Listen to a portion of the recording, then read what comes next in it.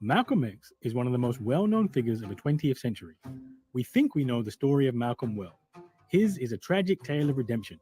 The hustler who ended up in prison for his crimes and redeemed himself through finding religion in the Nation of Islam.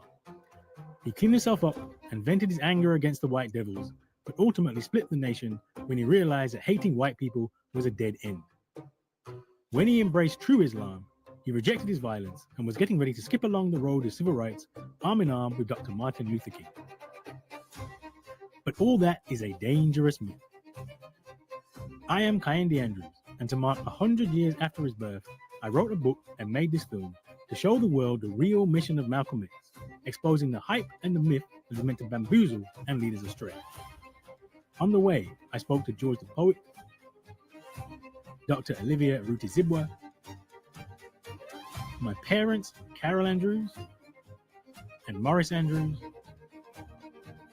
Sace Holmes Lewis from Mentivity, and to a group of young people to see how relevant Malcolm is today. I also traveled to Harlem, to the place where Malcolm became the icon we remember today, and visited the Malcolm X and Dr. Betty Shabazz Memorial and Education Center, reclaimed from the site where he was assassinated.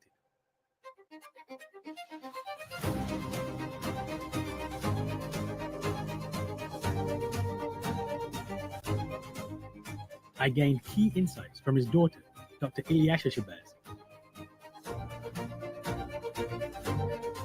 Dr. Jared A. Ball, Mark Lamont Hill, and more. We will get to the truth. We will get justice for Malcolm X. The problems are still there. The inequalities are still there. Malcolm is as relevant today as he ever was. By any means necessary.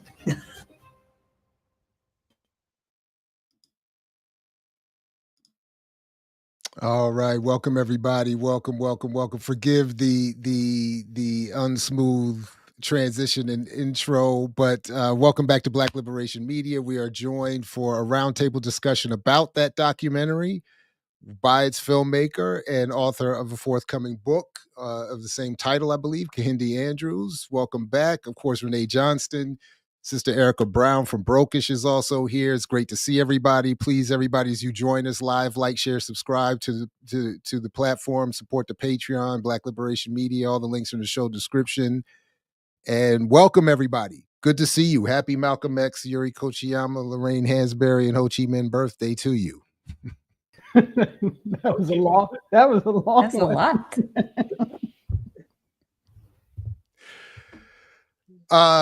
So Kehinde, if I can borrow from Renee and how she does things on Saturdays with Renee, for those who haven't had the pleasure of being introduced, if you would say a word or two about who you are, and then tell us about this documentary and the forthcoming book, and then we can start to chop it up for a few minutes. Yeah, sure. So happy Malcolm X Day and others, of course. And Malcolm actually had a love-hate relationship with Lorraine Hansberry, apparently. So that's interesting. They got the same birthday. But so I'm Kehinde Andrews. I am a professor of Black Studies at Birmingham City University in the UK. Also chair Harambee Organization of Black Unity and Make It Plain. We're actually going to have you on the podcast because we've got your whole interview for the documentary, which we're very happy to have you on. You're actually the star of the show, I think, Jared, on the doc, according to everybody who's seen it in the UK so far. So I appreciate you being part of that. The point of the book and the film and everything is 100 years since Malcolm was born, 60 years since he died. And I wrote the book and done the film really just to stress how important Malcolm is. I think Malcolm is misunderstood. There's a series of myths that we have. You know, he was moving towards civil rights. He didn't have a political program. He hated women. There's all these myths that surround him that stop us from really picking up his legacy. And 100 years on his 100th birthday, I thought that's the perfect time to kind of showcase who is the real Malcolm X and why do we need him even more today. Right on. Thank you very much. Erika, Renee, I think you've both also had a chance to see the film or the documentary, right? And would you all like to either of you want to, jump in, get us started? I mean, I have a lot, but Erika, why don't I'll defer to Renee. So I want to read the book because in my life, the book is always better. So, I'm really looking forward to being able to access like the actual written word about all of these things. I enjoyed the documentary. I will say at the end, I was like, I feel like there should have been more. So I don't know if that was like the editing floor because you're trying to get it to be like within a certain length or whatever have you. But I feel like there was a lot more conversation that happened that would have given the viewer more. So I'm really excited that you're going to be releasing all of the interviews so that people can get the things that are currently on the floor, the editing floor. And I say this with as much love and respect as possible. I could have went without that entire scene from the event. I don't like Ben Crump. Yeah. He's full of it.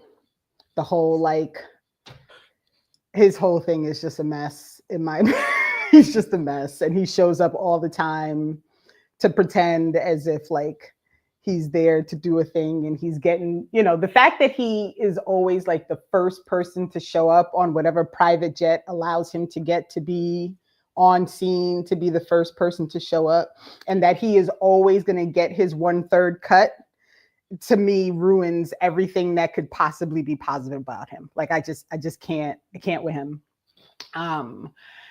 But I understand why it was important for that to be in there. So that's just my own, that's my own thing.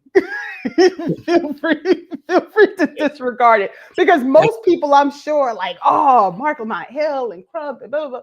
And I'm like, half of these people, like most of the people in that room probably couldn't tell you 5 things about Malcolm X that are legitimate. And that's the problem with those spaces, right? Is it's like this opportunity for people to gather and to pretend that they're doing the thing. And in the end, they're all just part of the capitalist project anyway.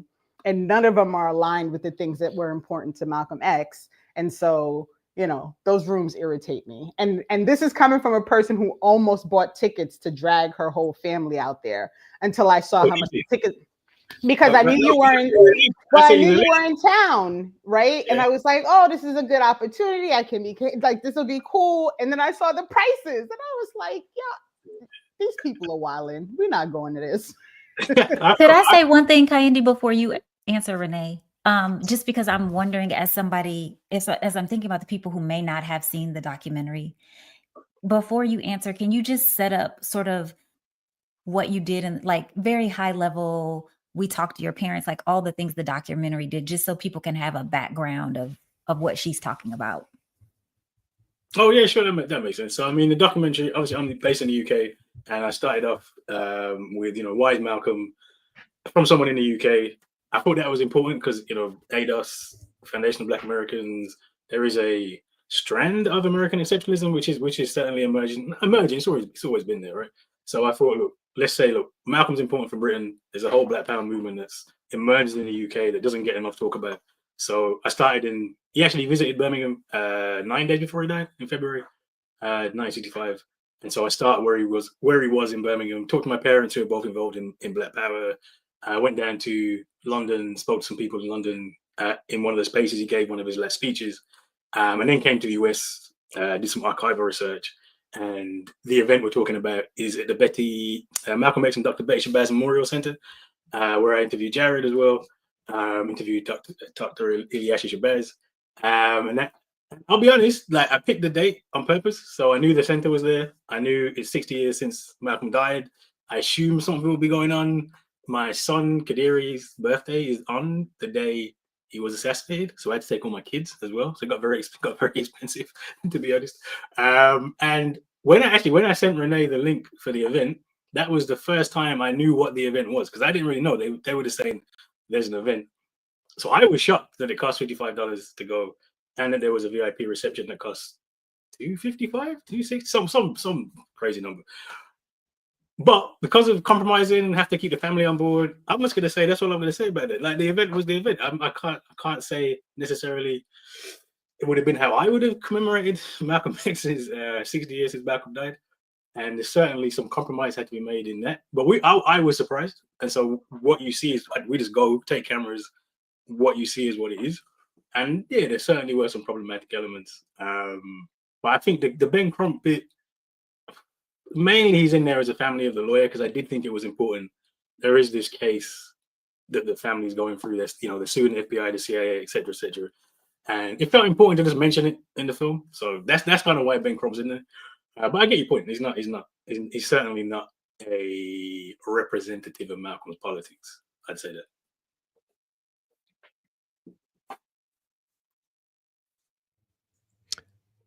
Did you, Erika? Did you want, or anybody?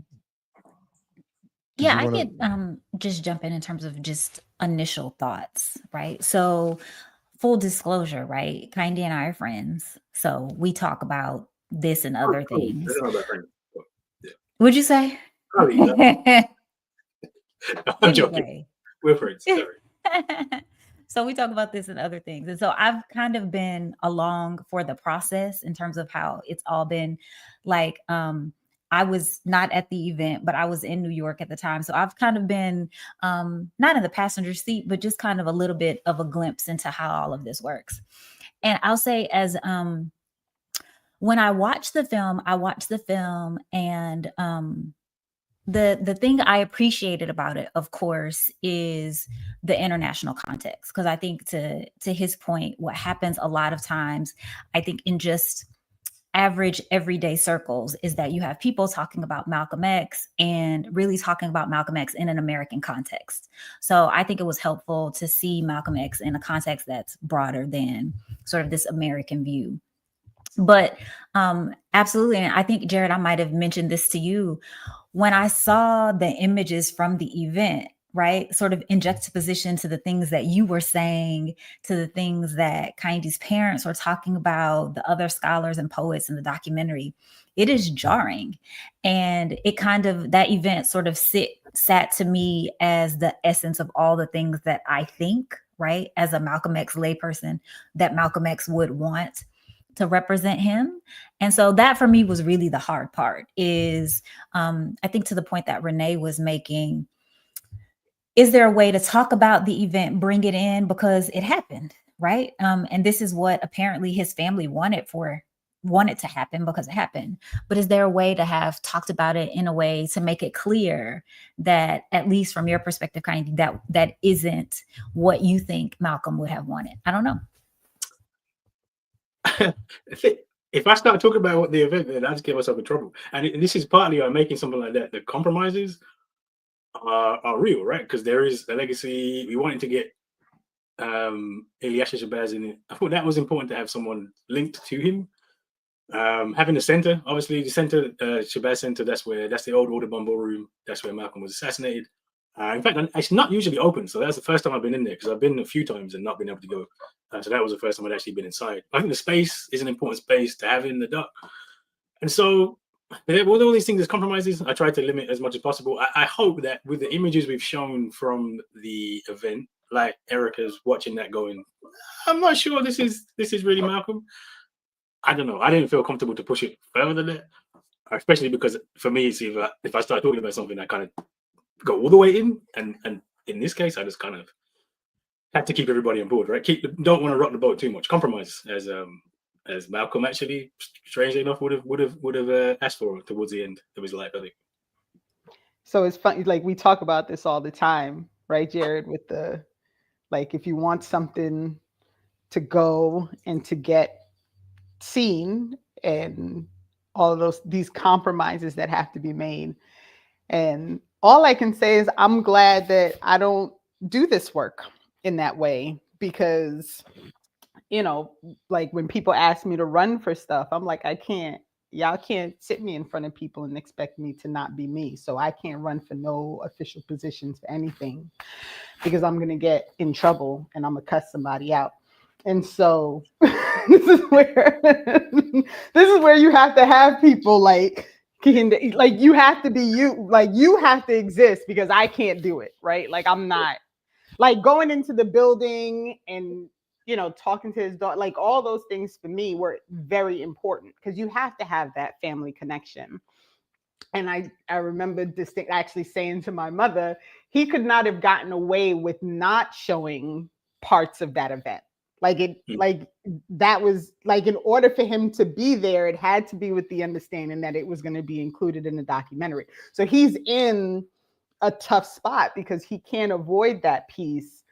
And, you know, for those of us who just want to shun everything at all times, that are just not like, you know, it's an unfair expectation for me, which is why I wanted to couched it the way I did, because I don't think you really had a choice given what you were doing. I just wish you could have had the choice to be like, I ain't showing this shit. Like, we just gonna roll with Malcolm's message, and we'll talk to the family, and we can note that like they're suing, but we're not gonna do this glitz and glamour thing, because I mean, legitimately, like, that's not Malcolm X. Like, it's just not, right? Like, that's a thing that's being done in his name to raise money and to bring all the people in a room so you can show who was able to get into the room.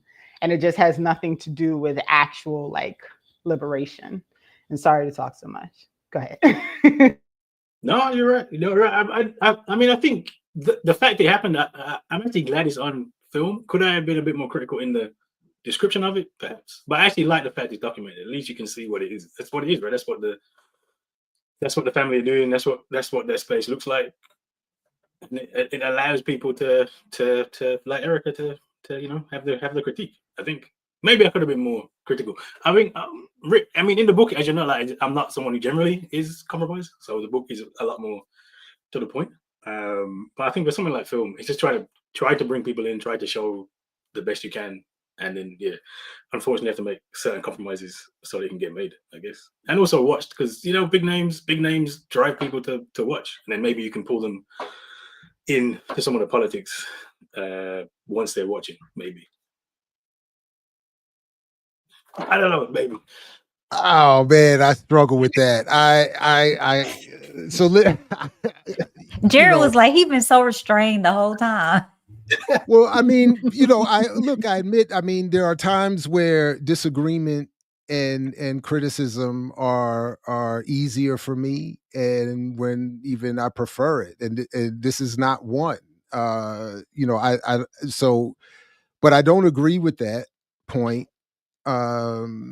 That I don't think that that's how it works. That if people are quote unquote uninitiated and come in to see the film, I don't know that they're going to be encouraged to read the book or to go into some other form of radical politics. Now, that said, just this morning, you know, shout out to Dr. Burton and Hiram Rivera. Hiram contradicts me. He is an example that contradicts my argument, because he says he saw Spike Lee's film as a 15-year-old, and that radicalized him.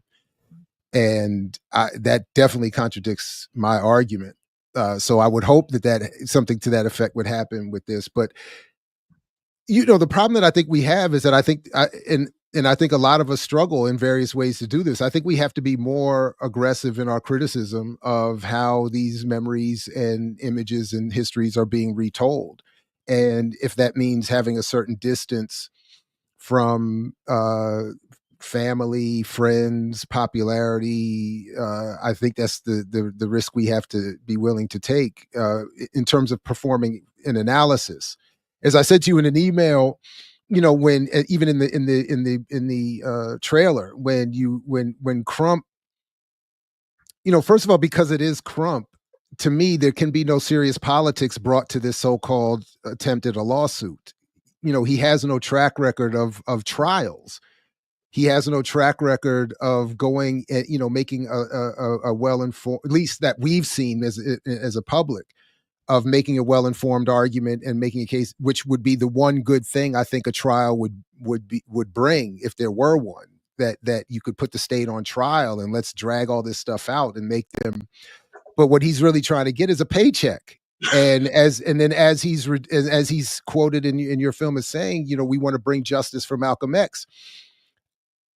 I don't get I don't like to speculate, but I don't get the impression that Malcolm would have been interested in a quote unquote justice for him, per se, as opposed to justice for his people, which would require another level of criticism in politics that go into these discussions. So when I saw the documentary, and I saw, obviously I watched myself, which is not always comfortable, but I didn't like it. And that's why I emailed you and I said, did I really not?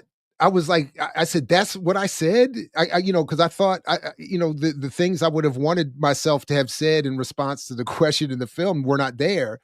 And then you reminded me that I did say some of it, but it wasn't in the film. So on the one hand, yes, I'm grateful that you're going to put the whole interview out, but these are the things that I worry about, that the people who are going to see the documentary, a percentage of them, less of a percentage are going to go to the book. Less of a percentage are going to go to the full interviews. A smaller percentage of those will become more radicalized and even go in for, so I don't know. So I on the one hand, I appreciate the position you were in, but I just think that I just think we're going to have to make different decisions and be willing to, like, we're not going to get the interview with the celebrity or the, oh, and then lastly, I think, you got to put some respect on his name. If you're calling me doctor, you got to call Dr. Mark Lamont Hill doctor too, by the way. Oh, that's true. Just because he's a popular celebrity didn't mean he didn't earn that PhD. Yeah, it's true. You don't really use it though, does it? I don't really see it. No. Well, I mean, he does teach. He has, I think he still has a university gig at Temple, but he doesn't parade. I'm just saying. No, anyway. But no, I mean, with your section, it was the editing. I tried to stay true to what you said and just took out details. So the bits that were missing was the details. So the arguments are all there. I think if you around Mandela, around. So Jared gives a really good discussion of. We have a discussion of the limits of the film, Spike Lee film. What else we talk about? Mandela in that film. But like I asked you, I said, because I saw the clip and I said, but I didn't say anything about Chris Hani. Yeah, yeah. It was more details than the argument. The argument was there. The details were stripped out because of time. But I think the argument's still there, right? In fact, I cut that last bit out at the very end, and it was mostly about money because we had to keep it under a certain time. Like it was literally, we have to keep it under a certain time. You need to cut stuff out. And so I took the details out, but hopefully not the argument. I would hope the argument still there. Would be my hope. So see, that's so tricky for me, right? I'm like, because I want to know. So look, it's always back to the same argument on my end, which is like, what's more useful, having the full information so people can be truly like eye-open to the realities and the history and the contradictions. But then if you do that, then it doesn't get, the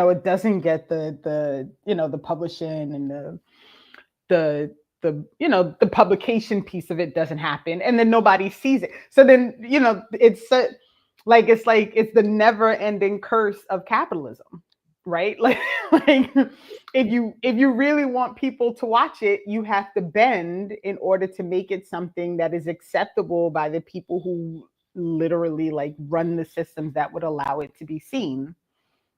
And so now you're always in this compromised position of trying to navigate between those things. Like, how much can I sneak in there so that it's included, that won't get it boxed out in such a way that now it just doesn't get the publication, it doesn't get the push, and now people aren't able to even really see it.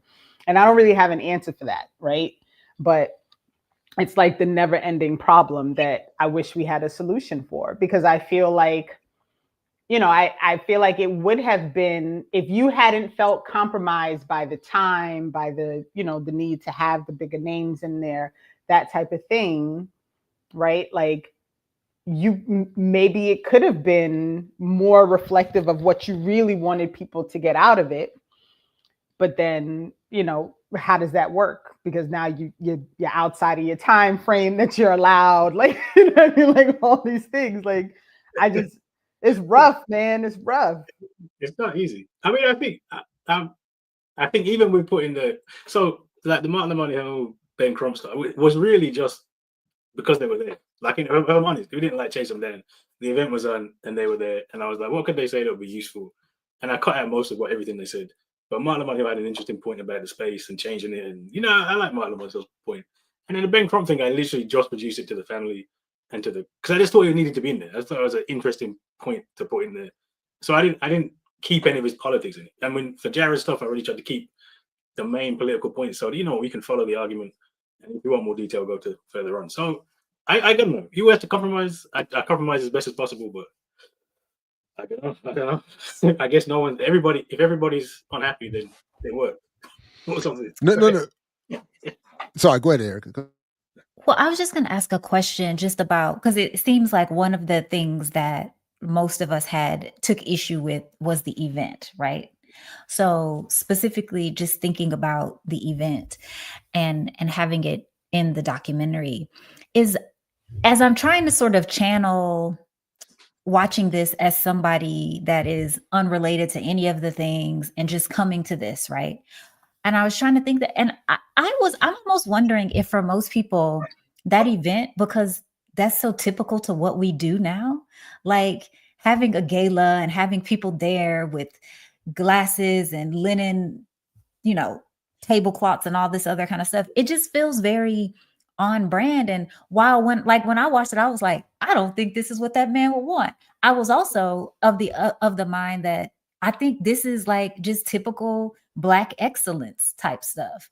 And so I do wonder if people are kind of going to even gloss over that because it's just such a part of the backdrop of what we normally have anyway. Like, does it even add noise? Because it feels like what you expect a bunch of bougie Black people to do, but get together and celebrate in that kind of a way. So I don't know. Do y'all do you think it's really as noisy as we're like estimating that it is? I mean, I guess we'll find out. It's a good question. It goes live today, so I guess we'll find out. So just to confirm, the link is in the show description, and then it goes live. So 8 p.m. your time, UK time. Is that what you're saying? So in a couple hours here, and then folks, and I'd be happy to have a part 2 after people get a chance to see it. We can have some more discussion. Can we also do like a when all the pieces come out? Because I feel like that's the part of it. A lot of times when I watch things, I'm so excited that you're doing that, by the way. Like, I want to make sure that I'm clear because I feel like that's the part of it that's going to bring so much more to the table. So maybe if we celebrate the interviews as much as we celebrate the documentary and really bring it to light. Like, okay, now we're going to talk about this interview that was done. And you know what I mean? Just because then that kind of takes away from what you had to compromise for the documentary because all the pieces are there. You know what I'm saying? Yeah. One of the interviews might be shorter than you think. I really try to be political here and there. This is compromise right there. Very rare that I don't say what I actually think. But yeah, all the interviews are great, bar one, which you'll see when we release all the interviews. Oh, that's interesting. Yeah, I look forward to that. One of the things that did occur to me is, because I was watching the documentary and there was a part where I admit I wanted to get upset. But then it dawned on me when specifically when Al Sharpton is referenced. But then as he points out and reminds us, he had a relationship with the late Dr. Betty Shabazz and the family, and is I keep forgetting which is which. Their Dr. Shabazz was his kid's godmother, or vice versa. There's some godparenting relationship there. So I'm sitting there saying, I want to get upset or I want to be more bothered by it, but there are layers, these contradictions in terms of the family and the relationships and the politics, and it's so I don't want to suggest that, like, I'm not trying to say it's all on you. I'm saying it is a challenging situation, and it's like it makes it.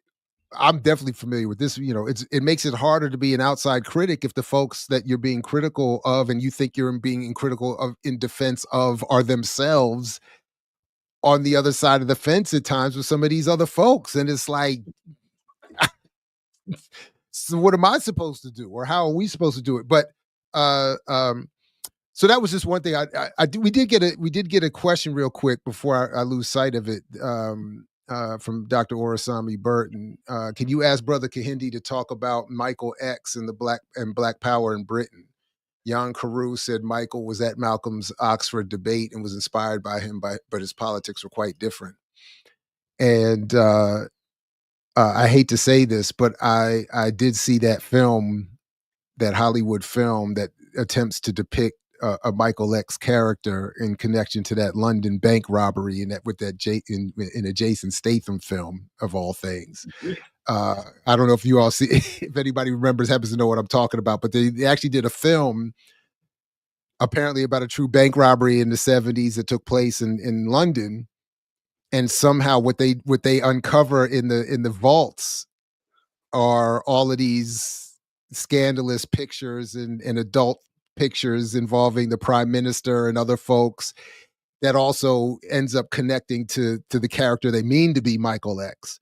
And they depict as Michael X, so, you know, in terms of state secrets and all kinds of stuff. So it's kind of a scandalous, I don't know, you know, and again, it's a Hollywood Jason Statham film at the end of the day, but it was, so all that to say, can you say a word or two about any of that?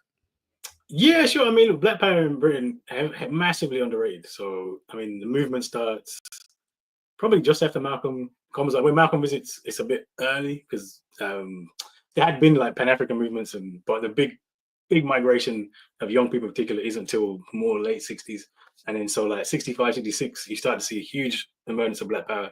People like Michael X is someone who, to be honest, because archives of Black Power in the UK are so bad, people like Michael X stand out because he had an X at his name. Like honestly, like, I'll just be real. Michael X's contribution was not great, and he went and got involved in, I think he got hung in his home country. I want to say Grenada, but it could be Ghana. But Michael, his characters we remember that aren't really that important because we don't understand British Black Power. In fact, I asked my dad once about Michael X. He was not charitable. I wouldn't say that he was not charitable at all. But that's because the archive is so bad, right? So the few people who made a bit of noise, like Michael X is one of the first people that gets charged under the, which one is it? Michael X gets charged under the Race Relations Act. So we have in 68, there's a Race Relations Act that comes in, 65, sorry, Race Relations Act that comes in that makes incitement to racial hatred a crime. 5 of the first 6 people who were charged are Black and brown people, strangely enough, right? It's actually for us and not for them. And he's one of them, and he's quite high profile. And so, you know, and he gets, I'm sure he gets executed in Trinidad. And so he has this mythic status. But honestly, if you're talking about actual contributors to British Black Power, he's not really one of them. You have organizations like Race Today, people like John LaRose in London, people like my parents, people in Birmingham, people around Gossip John, Alfie Laquan. There's so many other names we just don't know. So Black Power is hugely important, and Malcolm's influence on that massively important, as I tried to chart in the film with my parents. And it's just something that we just don't talk about enough, I'd say. Wikipedia, by the way, just quickly says the trial and execution of Michael X was in Guyana. Yeah, no, it wasn't Guyana. No, I'm sorry. I'm incorrect. The trial was held in Trinidad. At the time of discovery, Michael X and his family were in Guyana by invitation of the Guyanese Prime Minister Forbes Burnham, which is another layer of intrigue, I would suspect. Yeah. He was then captured in Guyana, charged with the murder of Scarrett and Benson, never tried for the later crime. Then he was put on trial and sentenced to death in Trinidad. So sorry for that. Yeah. That's why I got confused. That's why I got confused. Yeah, there was the 2 countries, though. Yeah. Renee, did you highlight that? Yeah, go ahead. I did. But before we, because I want the answer to that question that I start. But my bad. Oh, no. Okay. Okay. You're good. But can you, if you had your like dream, this is what happens after this documentary releases, right? Like this is the outcome. Have you thought enough about what you aspire for the documentary to do, to be able to lay out, like, if my wildest dream came true as a result of this documentary, this is what would happen? That's a good question. I don't know. I mean, I think I'd say the book and the film more generally, and why I made the film specifically was to, film is a different. It's not all the book at all. There's so much more in the book, but it's a way to get out messages to people who wouldn't necessarily pick up the book's like 300 pages, and so. But the aim of both of those works is that people do go back and pick up the politics of Malcolm, right? So Malcolm, when he dies, he's doing the organization Afro-American Unity. We have founded Harambee OBU, which is based on the organization Afro-American Unity. We have a chapter in Birmingham, which we are building and trying to encourage more people to join. We just held an online convention of African people, and we're going to do an in-person in Gambia next year. And so the whole purpose of all of it is really to say, look, this is the work, this is what it looks like. In my wildest dreams, people pick up the book, people watch the documentary, people go, wow, this is a great idea. Let's join the organization. Let's build and work together. And it's a way to, for me, it's really a way to try to push people to pick up Malcolm X's legacy. And so my hope is it inspires people to get involved in the work that needs to be done, I think. Thank you. Do you want to, I feel like when too many people are pushing buttons, that's how things appear and disappear. Do you want to push the button? Because that question is an interesting one about Black politics. Sure. And it dovetails from what we were discussing this morning. Please, folks, if you missed it, go see the discussion today with Hiram and Orasami Burton regarding the 100 years of Malcolm X. It was a great way to culminate and celebrate. From Mark Omanyokol, forgive the mispronunciation. Can Dr. Andrews give a brief overview of political blackness as defined and implemented inside a British context, given part of the conversation earlier today? Thank you very much, Mark, for tuning in.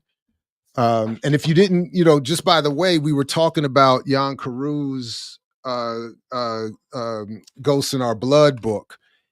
And there was a section that Dr. Burton had us review where they're having a conversation about race, class, politics, etc. And Jan Carew was asking about his own marriage to a white woman, the previously existing white children she had, and the daughter or the child they had themselves together. And then Malcolm basically says something, I don't have the page in front of me, but something to the effect that he sees things as he's like, you basically, you do it too much. Things are black or white in the way that the world, and he didn't mean just racially, he said, and I don't mean in terms of pigmentation, I mean in terms of politics and ideology. And he was saying, we have to be black by ideology to stand against Western imperialism, so on and so on and so on and so on. So that was the context that Mark and the question was coming from this morning. But yeah, please go ahead. Yeah, so political blackness in UK context is very much, it is white and black. So if you're not white, you're black. And that was a framework of organizing. And it's because, if you imagine in the UK, I would say the difference to America and the UK is just that slavery was in the Caribbean, the colonies. The UK is basically white. The British Isles is mostly white, heavily white, 99% white, until really recently. So it's really like 60s onwards is when you have many more immigrants and young people. And at that point in time, there's not that many others at all, right? So there was coalitions that were being formed between Asian migrants, Caribbean migrants, African migrants, under this umbrella of political blackness.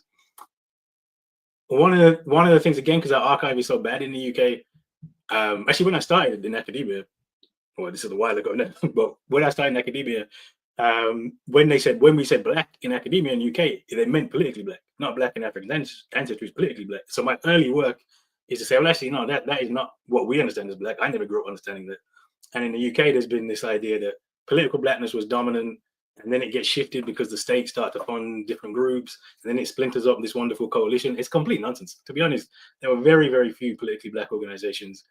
Even the ones that were politically black, like the British Black Panther movement was technically politically black, but like 95% of the people were from the Caribbean, and it was still controversial within there. The Asians, it just, this idea there was this great harmony in the 60s, 70s is not true. Most of the organizing was actually more specific than black. It was like West Indian organizing, or you had Pakistani groups, or you had different groups.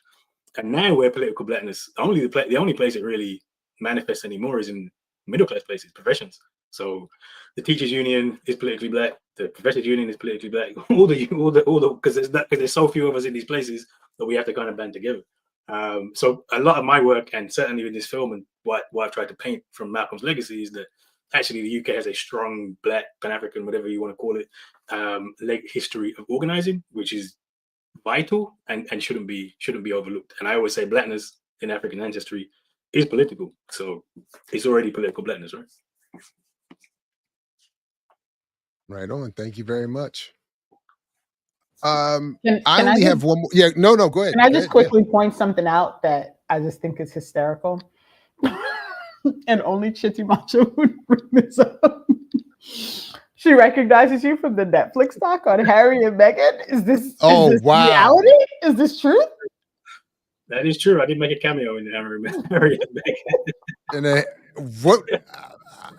I'm sorry, I gotta have a little bit He's of a context. British diva. Yeah. That's the context. He's a British diva.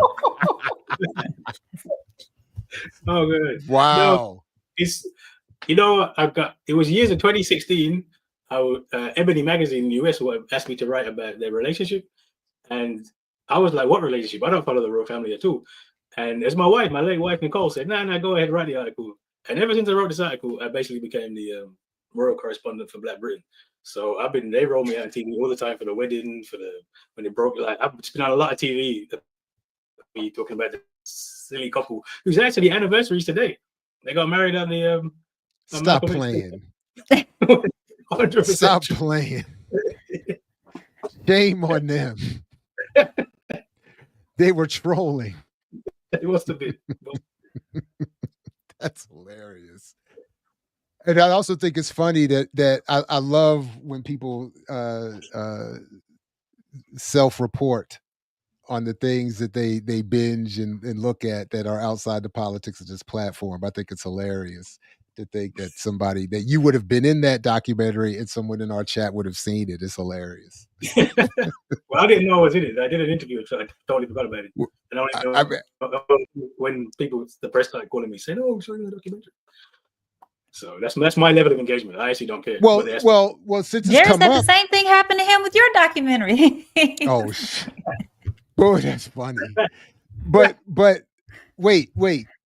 But the overlap, is there overlap in terms of the topic with is there a political blackness overlap with Meghan and Harry? Is that what drew you into the conversation? I mean, I don't know. I'm just No, I mean, my contribution to this discussion is always British Empire. It makes no difference. Black woman in a white family. Don't be. So that was my commentary the whole time. Was why we were getting excited. And actually, people did get carried away for this wedding. In Britain, it was has she changed the royal family? Is it? And the reason I know they got the same. That's the reason. The only reason I know that the anniversary is today is because after the wedding, I was on with Piers Morgan of all people. And he asked me what you keep making this worse. Yeah. You keep me and Pierce good friends. Somebody's gonna clip you saying me and Pierce are good friends. Please don't, because it's a joke. We're not good friends at all. But no, he asked me if I watched the wedding, and I said I was celebrating Malcolm X's birthday. That's the only reason I know that it was the anniversary to say that. That's a good one though. And so Flobo's now throwing me under the bus. All right, Dr. Ball, you got me watching Cam and Mace, guilty pleasure. So I look. So, and I'm sorry because, and I hate it because I used to enjoy it. I don't watch them anymore. Once they became too politically out of the closet, so to speak, with their Trump fandom, it was messing it up for me. So I haven't been able to watch more than a couple little clips here and there in a minute now. So, yeah, no, I'm not innocent. I don't mean to suggest.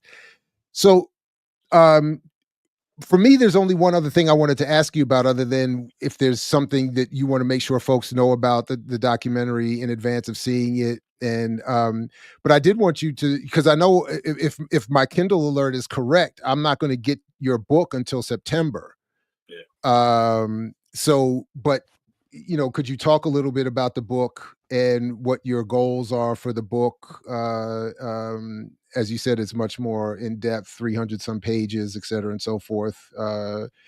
Yeah, could you just talk a little bit about it? Yeah, so the book, I did try to get the American publishers to publish it for his birthday, but they decided September, so September it is. The whole point of the book, again, I really wanted to make the case that Malcolm's as an intellectual and also as a with a practical solution. So it isn't a biography. You won't learn anything new about Malcolm that you didn't know before. It is very much, I listened to speeches, read the speeches, listened to interviews, tried to go through Malcolm's body of work, which is substantial. I think we really underestimate just how much work. So it's like, there's one book that's just his final speeches in February 65, which is, he's only alive for 3 weeks. And it doesn't include everything because I know speeches that aren't in there. That book's like 240 pages long. Like, there's a serious body of work that Malcolm leaves behind. And so my aim was to say, well, actually, what was Malcolm's political analysis? So I kind of break it down, looking at different ideas. So chicken can never lay duck eggs, the permanence of racism, that wicked race of devils, thinking about how he talked about whiteness. You left my favorite chapter, you left your mind in Africa, because Malcolm loved. I mean, one of the things that we need to do more, and I actually do agree, which is ironic given what I just said about the film and compromise, is, Black people, we disagree with each other far more than we disagree with white people. There are serious differences that need to be pulled out, right? So Malcolm loved calling people Uncle Toms, right? And it wasn't just a random thing he threw out. It was at the dangerous ideas that he saw. And interestingly enough, Malcolm wouldn't be focused on the coons. I can say coons on this, right? The coons of today, because they're not for us, right? Who did Malcolm call Uncle Tom more than anyone? Was Martin Luther King, because he had the respect of Black people. And there's these ideas are going around that have the respect of Black people, like Erika's favorite, hate us. Wow. How am I catching strays here? Sorry, couldn't resist. No, there's those kind of ideas are actually the dangerous ideas because they're popular, right? Because people are following. And so there is a chapter where I've tried to say, well, look, what if Malcolm was around? What would he be most saying? Look, these aren't the way to go. And the big one for Malcolm was always. I was in a job interview? No, I was in a discussion. I don't know. I was talking to American academics, and one guy was talking about Malcolm's. No, it was Abdul Al-Kalimat had brought together a lot of people working on Malcolm X, including Maliwana Karenga, which talk about compromise in the space. Another story for another day. But one of the people in the discussion was like, "Oh, we need to focus," because Malcolm had this organization, the Organization of Afro-American Unity. He just was focusing on African Americans, and I don't know, people just don't read or just don't pay any attention. But Malcolm's definition of Afro-American was any Black person not in Africa, basically. It makes really clear it's African. It's anybody in Latin America, in Europe, in the Caribbean, because the whole point was to say, look, we need to come together as a diaspora and then connect to the continent. So I've tried to kind of lay out the analysis and also lay out the solution. Like I said, the OAAU, bringing together the struggle with Africa and the continent and the diaspora. And yeah, the aim of the book really is to say, look, there is a revolutionary blueprint, and let's do the work. And we've started to try and do that with Rambi OBU, and we're trying to get more people to come along and build the movement.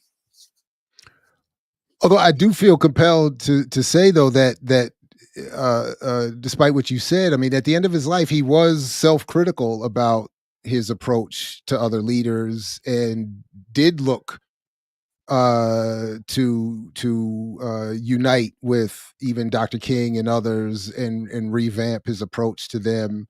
And as kind of we were talking about this morning, something that I haven't appreciated much, sufficiently, at least enough at all, was that a lot of this was part of a conscious effort within RAM, the Revolutionary Action Movement, an organization that, as Dr. Burton reminded us, was the only other organization besides the Nation of Islam that he did in fact join. And with the point in this case of sort of covertly radicalizing the more mainstream movement by engaging with them differently. So he had, look to adjust to, the whole coon and Uncle Tom and all that kind of stuff to a certain extent. Yeah, I mean, but I think the thing with Malcolm is he was trying to radicalize the movement, and there really was not a compromise. Correct. And in one of his last, was it February? I want to say January. So January 65, he does an interview in Canadian television where they ask him about, you've got this, you've changed your opinion on your approach to the civil rights leaders. Would you stop calling Martin Luther King and Uncle Tom? And his answer is, there's a law being passed saying Give you a law, yeah. Bible, right? So I wouldn't call him Uncle Tom. I just call him Uncle Martin. So he didn't really change that much, right? Malcolm's Malcolm. There's no compromise. Even when he's trying to bring people in, he can't really compromise on the politics. Can I ask one more? I know I'm assuming based on what you said that we have a time limit. So.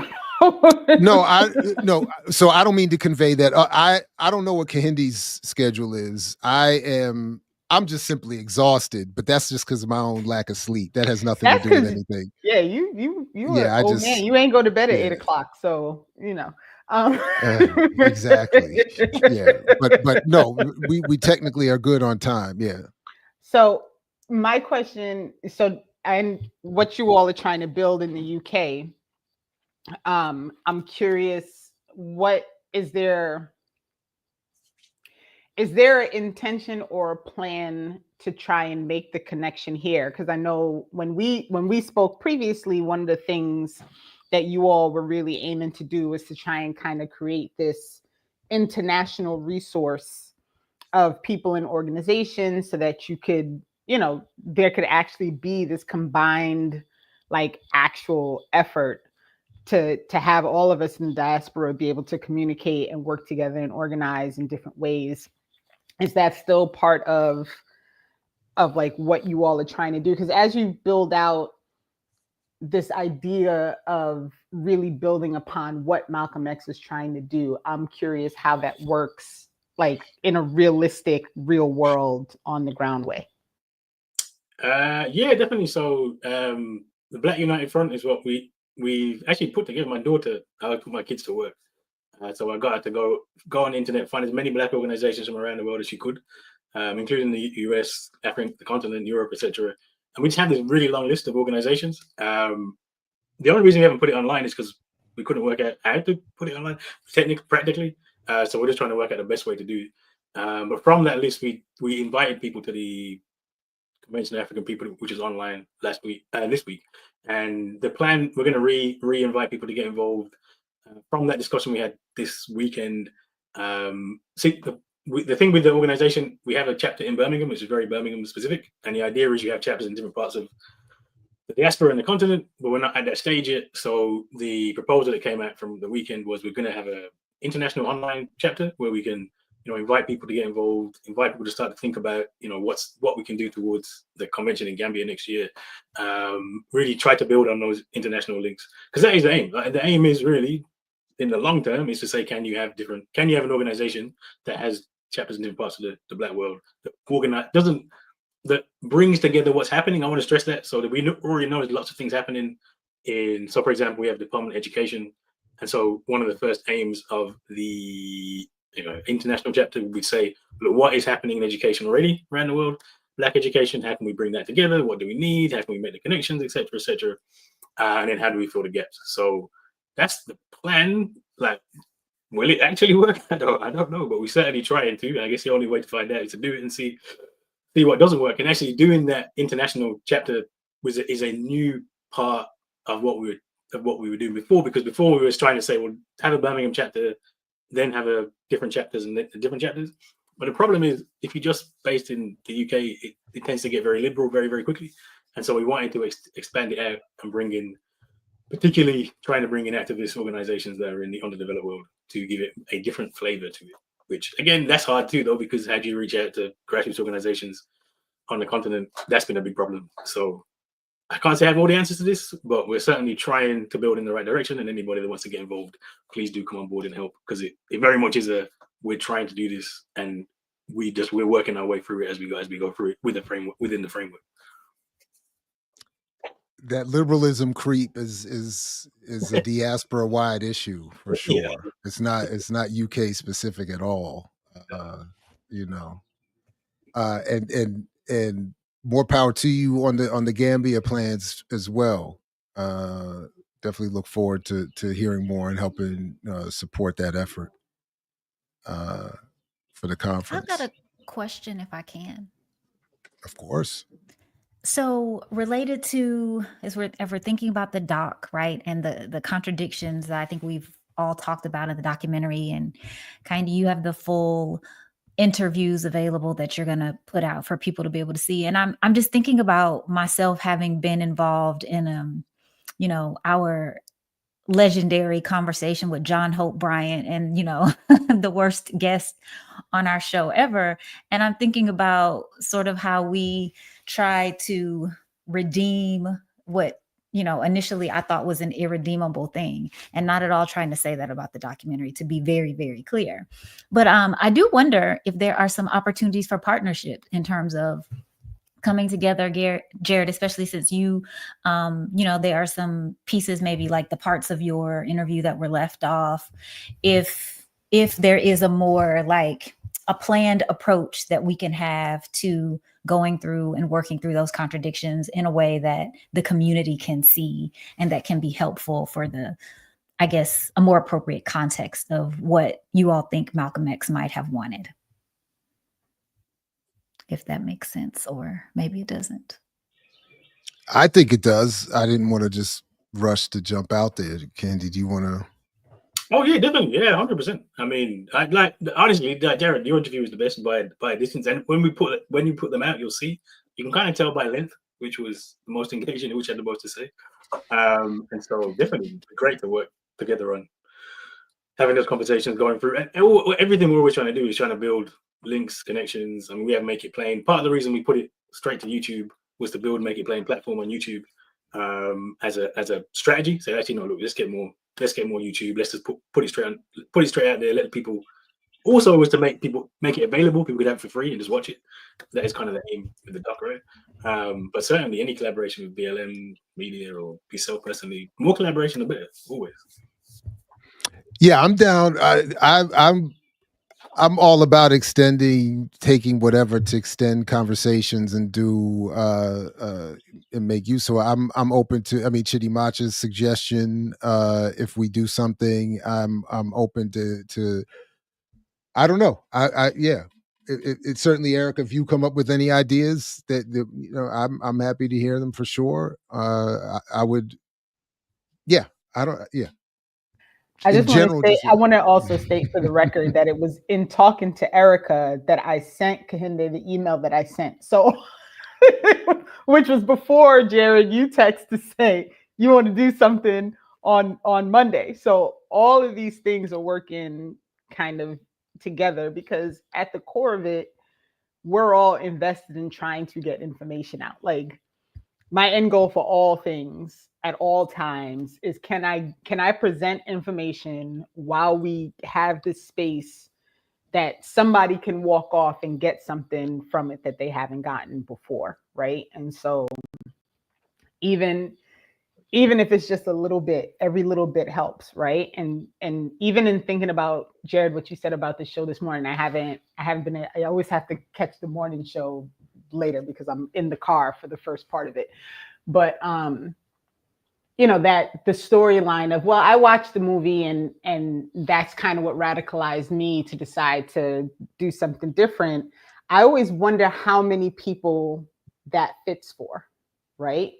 Because when you look at it, if you have like, listen, like, this is not for nothing, Hiram, like he's the biggest troublemaker out there. And so I'm all for it, right? Like, whatever got him to where he is today, let's go. I'm all for it.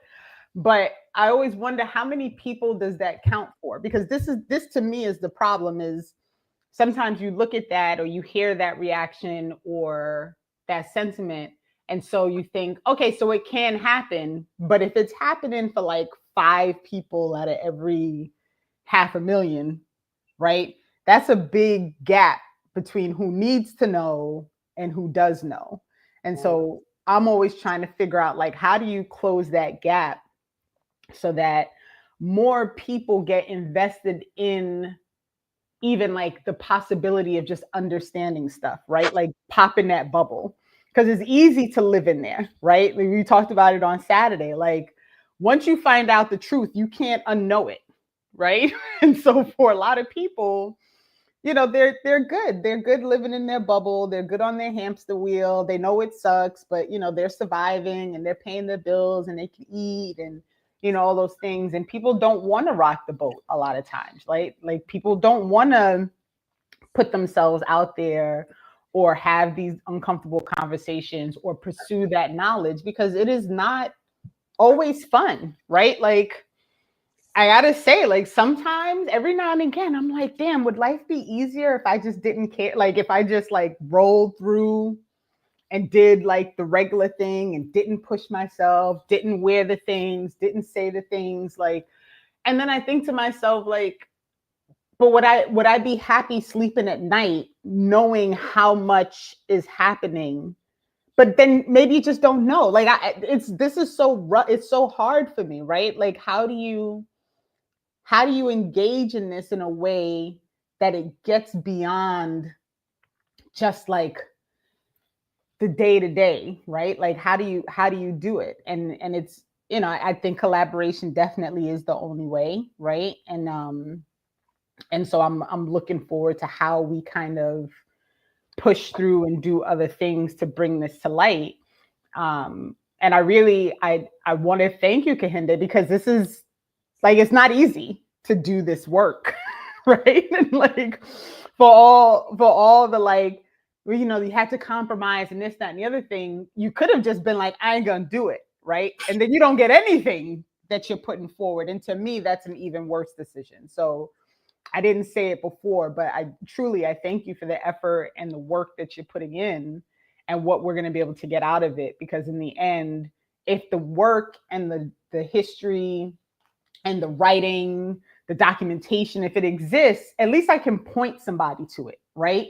If you don't do that work, then I don't have anywhere to point people to. So I want to make sure I say out loud that I thank you for that effort. No, thank you. That's appreciated. No, thank you. Definitely. There's a lot of work. And actually making a documentary, I didn't realize how much work that was. When you watch a documentary, you notice I'm freezing cold most of the time. New York was so cold. I'm just walking around cold. And just so folks are clear, this is the documentary in question. Nobody Can Give You Freedom: The Real Mission of Malcolm X. The link is in the show description. It goes live in about 2 hours. It's already live, Kehinde. I feel like it's already out there. I don't think so, not yet. That's the. He's saying this is still the limited whatever, the trailer. Right? Gotcha. Just the trailer. Okay. Yeah. So I know he's like, I hope not. I didn't. It was kind of arbitrary at the time, so whatever. If it went out early, it's fine. It's okay. Right. Well, listen. If there's nothing else, anybody, any concluding remarks from anybody? That anything we want to make sure we say that we didn't cover, or remind, or announce, or. I just say, yeah, please do watch the film. Please do tap into RMBLBU. Like I said, it's not an academic exercise. It is, can we actually build Malcolm was trying to build an international organization that could bring us together and give us freedom. That's the only way we get freedom. And so we need to do. So please join us to try and work out if it's possible. Right on. Erika, what's up with anything from what's the latest? When is Brokers coming back? Well, because you asked on June 1st, I wasn't going to be tacky and say it, but I was like, since you asked me. Yes. I'm fired up. There we go. Yes. June 1st. On June 1st, we'll be back, and we're actually using, I guess, the book, the documentary as sort of the framework for our season. And so we're going to be talking about, we'll start it off by actually talking to Kehinde about what Malcolm might have said about a lot of these broken systems. So education, healthcare, media, blah, blah, blah. And then we'll just be going back to our roots and talking about broken systems and giving examples of different broken systems.